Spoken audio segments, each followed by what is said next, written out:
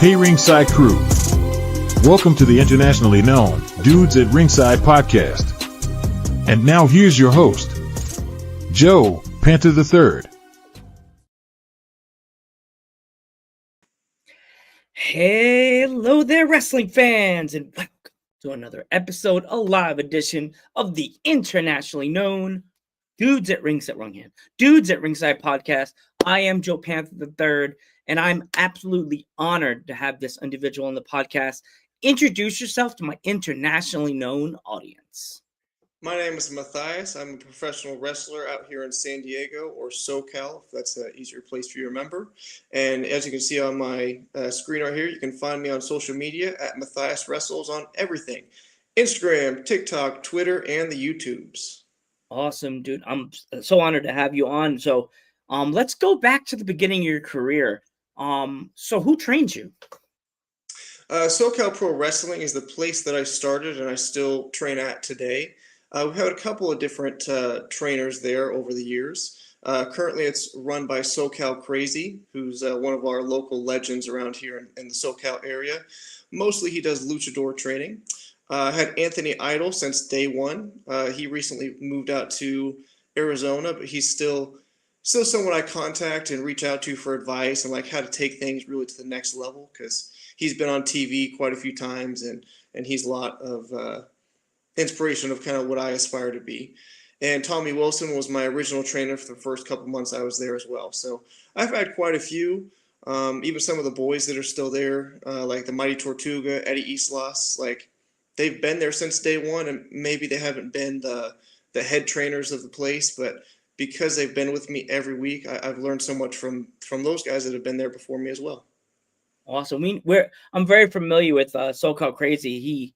They've both been on the podcast together. Those awesome two luchadors. They came on together and we talked about everything from him, the cats, everything that they have to do with them. That like they're such good people. With them, with SoCal Crazy being such a big name and being a luchador, did you ever think about that? Because he is lucha. So would you ever think about having like a time that you wanted to try to be like in the beginning?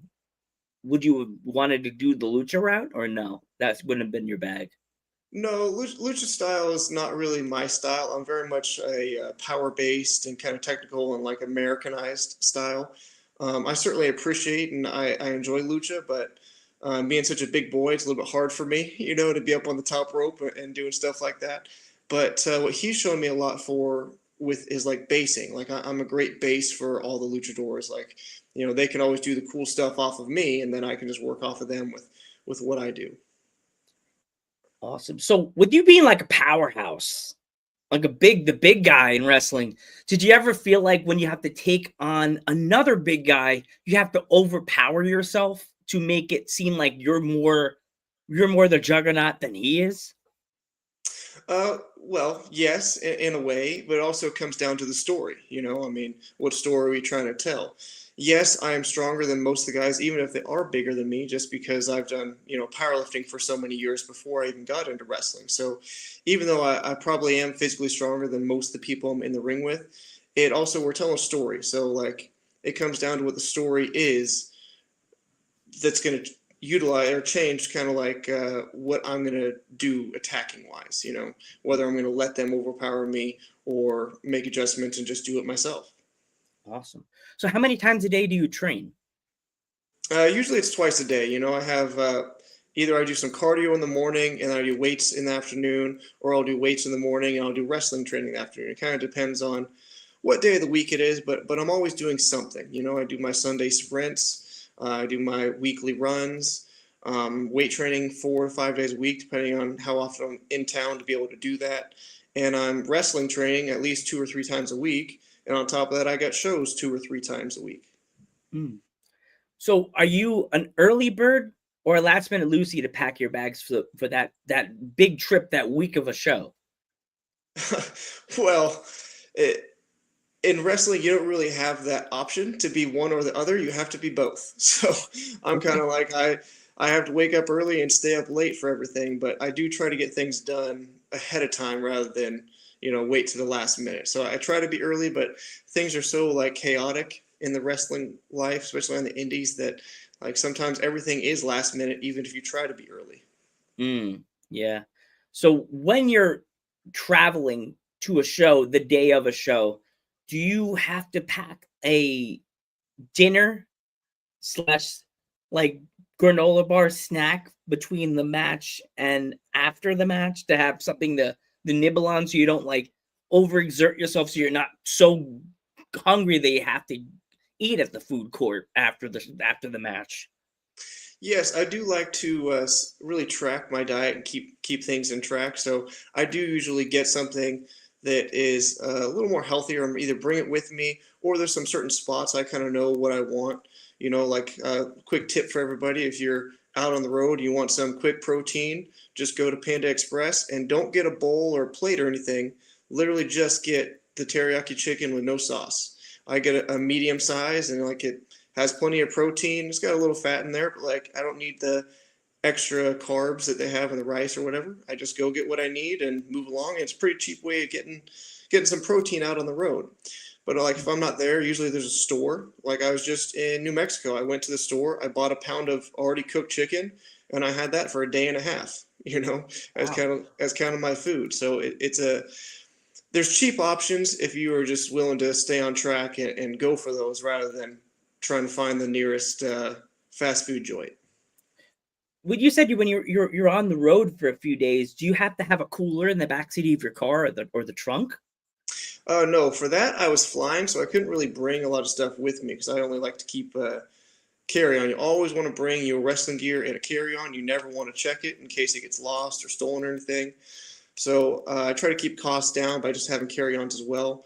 And you can only have so much stuff. So I didn't bring any food with me, but I knew what I was going to do when I get there. I land, I go to the store, I grab, a bag of apples, a bunch of bananas, and then just that meat, like I said. And like that's what I had for a day or two. So when you were in Mexico, what was that? What were some of the meals that you want to talk that if you want to talk about when you were there? Because I know it's tough. Because as you said before, when you go to like a Chinese food place like a Panda Express, it's kind of hard for you being such in good shape. Was it difficult to eat in Mexico with the all the cuisine that they have there on those menus that you want to eat it, but you're like, oh, be careful. No, I'm pretty strict eater. I'm kind of used to it after all these years that like I don't really need to indulge in those other things. A lot of times, what I eat now kind of depends on how it makes me feel. So, like, I know if I go have like a bunch of tacos or burrito or something, like, I'm probably not going to feel too good after. So, it's Hmm. pretty easy for me to say, like, I just need the meat. So, like, I can just get some chicken here, I can get some ground beef here. Like, that's all I really need. I don't need a ton of other stuff. And even though it might look appetizing on the menu, I know it's going to look a little different when it comes out. And I don't tend to indulge in things like that too often. So I don't have a lot of cravings. Who made your gear? Who made my gear? It was Sports Entertainment Gear. You can find him on Instagram. He did some work for AEW for quite a bit, and then I put in some orders for him, and he got me this really nice gear. And then I have a new couple of batches coming out from someone new called Buff Gear on Instagram. So you look at Buff Gear, they make Nikki Blackheart's gear. They made the Epic's gear, and that stuff looks phenomenal. So I'm gonna get this couple of new sets from them coming out in January. Awesome. So what is the most you've ever benched in when you're in the gym? I've done up to 345 pounds paused in my chest because I did powerlifting for many years, and when you do powerlifting, you're not supposed to bounce it; you got to pause it. So I paused and then threw it up. Oh, wow. Yeah, but bench is my weakest lift. Like I've never been a very good bencher. It's Mm. hard for me to work up to 315 with all the aches and pains of pro wrestling sometimes. As you just said, you were originally a power lifter. Was it a different world to be able to having to change your like training regiment from being a power lifter and always pull like the most weight, and then you went into the wrestling world? Training had to have been like, I know it was ring and then weights, as you said, the sprints and Yeah. stuff like that, because it's two separate worlds, training for wrestling as of training for powerlifting. Yeah, it really wasn't actually that big of a change for me because the whole point of me getting into powerlifting was to prepare me for when I could do pro wrestling, because pro wrestling was always the goal. Yeah, everything I did in my life before pro wrestling was to prepare me to be in pro wrestling. So when I did powerlifting, I was still doing some athletic style training too. I would still do my sprints after my squat workouts. I would still do a lot of body weight stuff to be able to move my body through space. I do a lot of stretching. So I stayed very athletic, and I didn't do pure pro wrestling with everything. You know, I might have done even heavier weights. I certainly was stronger when I was focused only on powerlifting, but I've still maintained that now. The only difference is like I'm not. I don't usually wear a belt anymore, or knee sleeves or anything. Where I used to always train with a belt and knee sleeves and equipment. Now I'm just using what I have on my body because that's what I have in the ring. So the training wasn't really much that different. I focus maybe a little bit more now on the looking pretty aspects, you know, the bodybuilding style after my heavy lifts. But I have to like lift heavy. If I don't lift heavy, I go insane. So I still keep the heavy lifts in there. Just I don't do, you know, 8 sets of 3. Now maybe I do 6 sets of 4 or 5 sets of 5, or like a little bit less overall work so I can still recover and do my pro wrestling. Awesome. So what, like the week after you get back from your traveling with the matches and everything, do you have a day that you just unwind and just like, is there a day like that for you? Because I know like wrestlers they travel so much, so they don't have a day just to sit back and just like calm day. I wish. The answer is usually no. If anything, Mondays are kind of my day off. But then again, Mondays are also the day I get a lot of stuff done. That's where I'm like answering all my emails. Then I'm going to the gym, and that's my hard and heavy day for squats and deadlifts. So like that takes quite a few hours out of the day. Maybe I'll be washing all my wrestling gear that day.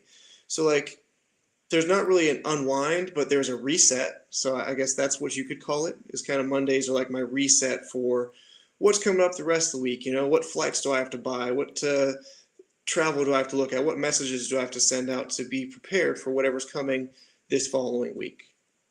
Yeah. I've heard so many different stories from wrestlers about the travel day. Like, do you have to prep your mind to travel to a certain city to be able to get into that mindset? Because you, like, if you want to explain, like, tell my fans, if my fans aren't familiar, what wrestling promotions do you wrestle for? A number.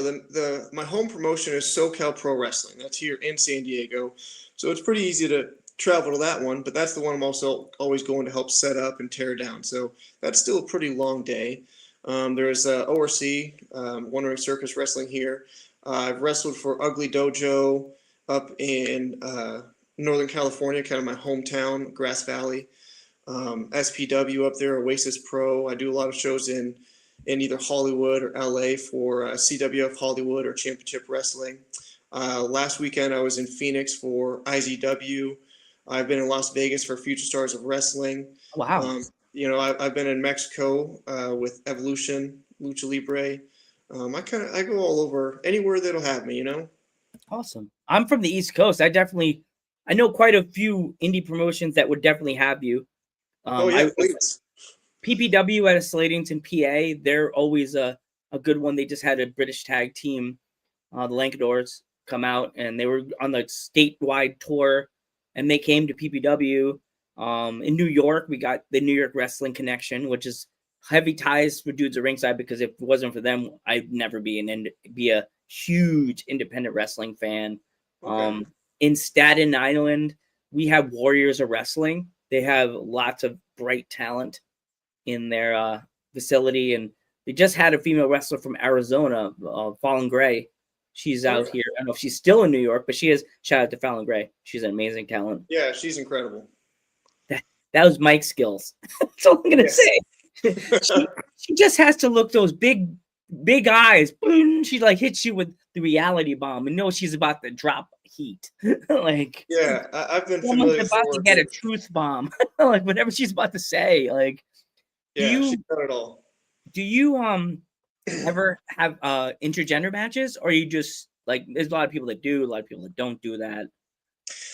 No, I haven't even been asked to do one, so I can't say that I would say no to it. But I just haven't done any before. But then again, I'm pretty large dude, and a lot of the females on the wrestling scene are not so large. So like, Yeah, uh, I can unless they're do it, buff. but like, how would it look? You know? Yeah, unless if they're really buff, because there's some buff ladies out there. Oh yeah, for sure. Yeah, yeah. I kind of go as my some of my female coworkers. They're like, "You let you a lot of women." I'm like, "Yeah, those are my." I jokingly call them muscle mommies. And they're like, Yep. they're like, "Aren't you scared of them, Joe?" I'm like, I know that they would destroy me if I said something stupid, but I would be like, "Why?" But I didn't mean it. I was playing around. Yeah, don't Okay, worry. cool. Most of them are nice. They're Yeah, nice. they're all really sweet, and like I appreciate every one of them. It's like 4 years of this podcast. I've interviewed so many awesome like female wrestlers that Yeah. some of them made it up to this stage, like Billy Starks. Like she's doing the AEW now. She's doing like crazy awesome. But Yeah, she's great. sorry. Are there any like wrestlers that you have on your bingo card for 2025 that and beyond that you want to wrestle that you haven't had a chance to work with yet? Well, yes, the big one's John Cena. Cool. Hopefully that one will be coming. We'll see. Yeah. I'd love to see that. If you get that match, let me know. I'll come. I'll wherever it is. I'll be like, I'm right there. See the red glasses in the upper deck? I'm Yeah, right here. that'd be great. You Joe, know, I how mean, did you get? I can't even see. Is that you, or is that a child with the red red toy in his hand? No, that's me. I can't afford ringside seats here. So you're not dudes at ringside. You're dudes in the upper deck. Yep, hanging out with my pigeon friend. I'm like, jeez. Yeah, that's so my role. I I mean, maybe reduced ringside with the indies, but the WWE and AEW is I'm in the dude with the pigeon in the upper deck. oh yeah, Like, yes. Yeah, so I mean, John Cena's the dream match. Of course, that one's extremely unlikely that that's going to happen, but I mean, that would be the dream. Beyond that, luckily I've faced most of the people kind of in my area, but I'm happy to like spread out all around the country. But uh, my next best one, I always shoot for the stars when I say things like this, you know. But I'm always aiming for like the next champion. So like, if you're a champion of a promotion, I'd love to face you. You know, whether that be a WWE champion, AEW champion, CW of Hollywood champion. Like I'm just aiming for the champions because I like to be shooting for the stars. You know, maybe you shoot for the stars, you fall on the moon. So I don't have any specific big names. You know, I've been honored to face like a couple of the ID guys like Jordan Oasis, Jack Cartwheel, and rub elbows with them. You know, maybe it's Gall. He's a great guy I've met and would love to work with him. But really, I just want to get out there and be at different promotions. You know, get out to Reality of Wrestling, be out to CCW on the East Coast. You know, I want to wrestle everywhere more so than I want to wrestle people. awesome. You have a question in the chat right here from the YouTube dude. Hey, dude, YouTube dude. Oh, I'm hey, the dude. what's up? He wants to know is who has. I think he said who has been your favorite opponent that you've ever worked with? Uh, I would say it's hard to pick one. I mean, there's really three. Can I give three? You You know, can give as many as you want. there's no specific order, but first one I would like to say is the Mighty Tortuga. Tortuga, he's a guy that has been there since day one, since I started wrestling. You know, he's been one of the guys and someone that I've learned a lot from. And he's really helped me kind of step everything up to the next level. He's the guy that I had my WWE tryout match with was wow. him, you know, in front of Gabe Sapolsky. And that's the thing that kind of got me noticed and kind of got me out there where now I'm doing all these extra work for WWE. But he's the guy that's really taught me to slow down and work the story more than just work, you know, the match and everything. So he's one of my favorites. He's always an easy guy to work with. And, you know, he's a big, sturdy fellow too. So like, it's always a good hard hitting match with him. I also, Eddie Islas, he's the same sort of boat. Like he's been there since day one. You know, he's a little bit more of a lucha style. But I've had a really great storied rivalry with him, and every time it's been fun. I had come back from my torn bicep, and he was the first match I had with that one, is going against him. 9 weeks after I had surgery. So uh, I've had great stories with him as well, and really like that. And both of those guys are from SoCal Pro. And then the mainstay, like the standard bearer we've had here in SoCal, is Judiz. And I was honored enough to have his retirement match back in June. Wow. It's his last match after being in this for 10 years, and he's kind of had to move on. He had a growing family and moved to the East Coast, and I was able to have his last match. And he's the guy that everyone here in SoCal and actually kind of all over, they looked up to. It was like, he's the one that had been on AEW. He's the one that's been doing all these TV matches and appearances, going all over the place, and really been seen as the superstar around here. So he was just an incredible person to learn from and have his final match with. I was really honored for that one. So no specific order, but those three. When Bress was doing, like, I love doing the top 10s, the top 5s, and I'm like, we got 21, 50, 53 in the amount of time we've done this, but I have no time. We have no time limit. I don't know if you have a time limit, but when it comes to like prepping for a match, when you get to the venue and you're there in your bags or backstage, how long does it take you to realize this opponent, that this match is going to be like really good? When you two are talking, have you ever had an opponent that you felt like, wow, this match is going to be really good? Like, we are together back here talking. Well, yeah, I have that, almost every time, to be honest, just because everyone that I've had the honor of working with has been so easy to work with. It's very rare that I would have a match that I'm like, oh, this isn't going to be any fun, because like everyone has a different story that we can tell, and that's the big thing about the matches. We're not just doing moves; we're telling stories. So anything since I've been a little bit more experienced and really learned how to tell those stories, it's been great. We can sometimes talk for 2 minutes and we're good to go, and sometimes we talk for 20 minutes. It really depends on kind of how much fun we want to have out there. Like if I'm going against one of my former trainers, Anthony Idol, all I need to know is what's the very first move and the very last move, and then we just talk the rest out when we're in there. If I'm going against Tortuga again, or Eddie, we're trying to tell a big long story, so we'll probably call a little bit more than that, a little bit of spots here and there, but we always like to leave a little something open as well for crowd interaction, or just like, let's have some fun, feel each other out. Awesome, dude. Before we go, as you said, you're again, where can they find you on the socials? Matthias wrestles on everything: Instagram, TikTok, Facebook, Twitter, YouTube. Matthias wrestles on all of that. Awesome. If my fans want to pick up any merch, anything like that, do you have anything that fans could pick up? Oh yeah, I have t-shirts, I got mugs, I got hats and sweatshirts, I got a bunch of stuff. Just uploaded up to 919merch.store. And you just have to search for Matthias on that. It's also linked in all of my social media, so you can always go there and go to my link tree, and I have all the links that you need. You could sponsor me through Buy Me a Coffee. You can send me money on Venmo. You can chat, ask me questions. I mean, anything. Awesome. Matthias, I want to thank you so much for choosing Dudes at Ringside, and thank you very much. And I want to wish you nothing but the best of luck on your wrestling journey. Now to eternity, dude. I can see some bright stuff, and I really hope that kayfabe, Triple H gives you that call and you get brought to WWE, to the training facility in Orlando. I just really hope and pray that you get.